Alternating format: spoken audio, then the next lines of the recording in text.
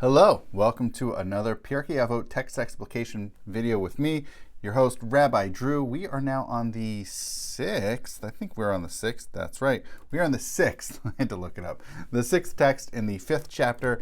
And this is, as we have seen in the first 5, we're all talking about the number 10. It really focuses on the number 10. And as we will see throughout this chapter, it also has no particular name or sage ascribed attached to it. The first 4 chapters we saw, pretty much every statement had a rabbi attached to it. There was a name, maybe not necessarily a rabbi, but at least a name to it. These are all anonymous. We have seen this is now the 6th of 6th that are all talking about the number 10. This is actually the final one that talks about number 10 because the very next text talks about the number 7, and then we start getting into 7s before then moving on to 4s. So in this one, this is a really interesting one. And as we have seen, there's been a lot that have been very biblically oriented, as well as, and certainly in the previous text, also temple oriented. So this one is an interesting one for sure.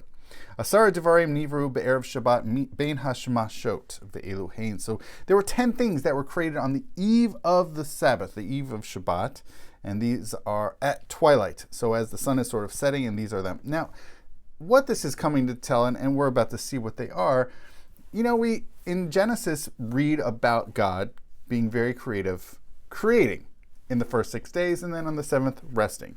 But as we're about to see, there's some very curious creations, very curious things in the world. How do they get to be there? They didn't just happen, or maybe they didn't fit into the categories of the first 6 days. So when were they created? Basically, when did God create them? And so what this text asserts is that, well, it really wasn't mentioned in the first 6 days, and it wasn't after or even during Shabbat, so maybe it was sort of in between. So we're going to see what these 10 are. All right. Ve'eluhem, these are them.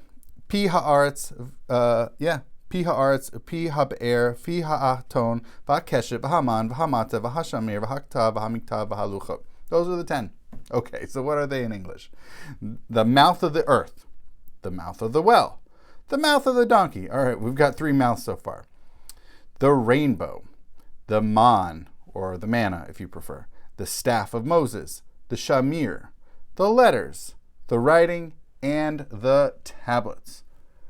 Interesting. Some of them are understandable on the face of it, and others definitely require explanation. The text is, I'm going to go into these, but let me just finish reading the text, and then we'll go back and see what is going on. V'yesh omrim, and there are some who say that list of 10 was nice, but don't forget these other things. Av hamazikin ukvurato shel Moshe ve'elu shel Avraham Avinu. Also, the demons. Who could forget the demons? Now, by what they mean by demons, the word used here is mazikin, so sort of like damaging, destructive little I don't know if they're beings, or maybe they're beings, maybe they're sort of paranormal beings. Unclear exactly what those are. Moses, the grave of Moses, and the ram of Abraham our father. So when he was sacrificing Isaac, and lo and behold, there was a ram. Although, if you think about it, I'll get back into it. And then we're not done. V'yesh omrim, we still have another opinion out there. Af tzva b'tzvat asuya. And some say also tongues that were made with tongues. Okay. What is going on here? Okay, what are all of these things? So I'm very fortunate to have in front of me, I have a very helpful explanation by Dr. Joshua Culp. So what are all these things? Okay, so let's start with those 3 mouths. The mouth of the earth, so that's what swallows up Korach in the book of Numbers. Number 2, the mouth of the well. That is the well that gave the children of Israel water in the desert. Also, book of Numbers. Number 3, the mouth of the donkey that spoke to Bilam. And guess where that's also found? That's right, the book of Numbers. And there's that, interesting interaction where Bilam is trying to ride his donkey, and the donkey's talking to him and can't hear the donkey until finally he does. Okay. We got the mouths of the book of Numbers out of the way. Number 4, the rainbow. So this is the rainbow that we see that is assigned to Noah in the book of Genesis. The man, or the manna, if you will. So this is the sustenance that was provided for the children of Israel during their sojourn in the desert, book of Exodus, basically, where'd that come from? It's interesting. We want to think about these three mouths, right? The mouth of the earth, that's not a normally occurring phenomenon.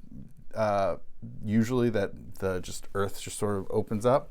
Number two is the mouth of the well. We don't usually see wells just randomly going about in the desert.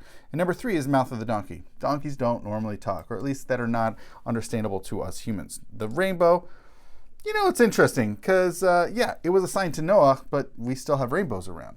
And as a reminder, I think what the reason this is placed here is, well, the rainbow wasn't created in the first 6 days, so where'd that even come from? Well, maybe it's now during this Bein Shemashos, this twilight time, prior to the very first Shabbat, that wasn't normal, and I think this text is asserting, don't think it was just created for Noah, that it had already pre-existed. It was finally just used for Noah. Number 5 is the man, as I mentioned, the manna. That's not a normally occurring just sustenance for an entire nation on a daily basis. That doesn't just normally occur in the desert. So I think this is saying this was special. This was not normal. So that's why it's in this list. Number 6 is the staff of Moses, found in Exodus chapter 4. I don't know much about it. I guess that's interesting. Number 7 is the shamir. Now this is an interesting thing because it's it's some sort of worm, and it's a worm that was used to cut rocks for the breastplate used during the first temple time. Whether it's I think some people believe it's a worm. The commentary I'm reading says that it was a very strong stone used to cut rocks. Either way, it was created for precious stones cutting. Very unusual. Number 8 are the letters. So this is the shape of the letters used to write the 10 Commandments. Number 9 is the writing, also from Exodus. This is the writing according to legend that could be seen from all 4 sides of the tablet. So this is some very interesting writing. And then speaking of the tablets themselves, which are the first set of tablets also found in the book of Exodus. So these final 3 the first 3 relate to various mouths in the book of Numbers. The final 3 relate to the first set of 10 Commandments found in the book of Exodus. So now I'm sure you're wondering, what is... Oh yeah, and just as the second set of tablets, why only the first? The second Moses did, but the first set apparently God did, but they're not normal, right, as this list points out. Okay, demons. Okay, these aren't normal demons. This is a very interesting explanation provided here. These, in the ancient world, people firmly believed in these damaging demons. So we are aware of bacteria and viruses that cause harm to us, but they didn't. So where did these come from? Well, it must have been this twilight time. Okay, the grave of Moses. Since no one was there for Moses' burial, we could surmise that it was not created by any human being, from the book of Deuteronomy. Interesting.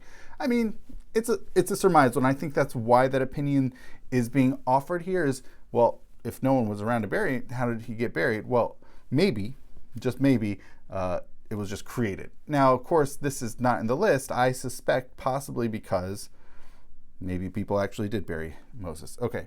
The third one is the ram of Abraham our father. So it seemed to have miraculously appeared before Abraham in the book of Genesis. Okay.